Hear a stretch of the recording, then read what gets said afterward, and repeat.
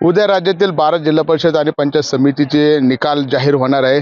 10 वाजता आपण जर पाहिलं तर राज्यातील निकालांना सुरुवात होणार आहे.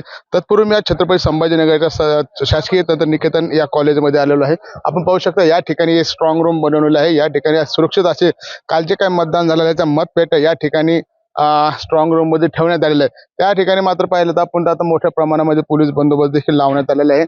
आणि या ठिकाणी ज्या ठिकाणी ही मतमोजणी होणार आहे च्या आसपास जर पाहिलं आपण तर इथे पेंडॉल लावण्यात आलेलं आहे. या ठिकाणी जे काही उमेदवार असतील जे त्यांचे समर्थक असतात त्यांना बसण्याची इथे जे आसन व्यवस्था करण्यात आलेली आहे. आणि या ठिकाणी मात्र स्पीकर वगैरे लावण्यात आले. या ठिकाणूनच मतमोजणीचा निकाल जो आहे ते वेळोवेळी जाहीर करण्यात येणार आहे. त्यामुळे या ठिकाणी प्रशासनातर्फे पूर्णतः तयारी करण्यात आलेली आहे. तत्पूर्वी आपण जर पाहिलं तर या ठिकाणी आता कार्यशाळा देखील भरवण्यात आलेल्या आहे. जिल्ह्याचे जिल्हाधिकारी स्वामी देखील या ठिकाणी आलेले आहेत. त्यांनी देखील या ठिकाणी येऊन पाहणी केलेली आहे. जिल्ह्यामध्ये प्रत्येक तालुक्यामध्ये ही मतमोजणी होणार आहे.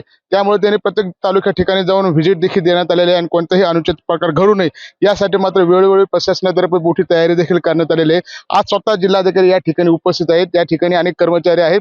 ते उद्याचे जे नियोजन आहे कसं नियोजन असणार या संदर्भाची माहिती देण्यासाठी आज जिल्हाधिकारी स्वतः या ठिकाणी उपस्थित झालेले आहे. त्यामुळे जिल्ह्यामधील जी काही निवडणूक पार पडणार आहे तीही अतिशय पारदर्शक पार पडावा यासाठी मात्र प्रशासन मोठी तयारीला लागलं आहे.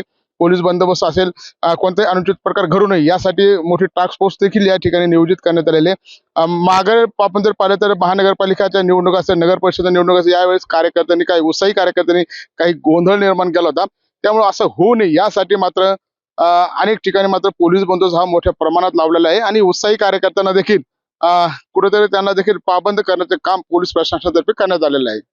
संजय आहेर, LS न्यूज, छत्रपती संभाजीनगर.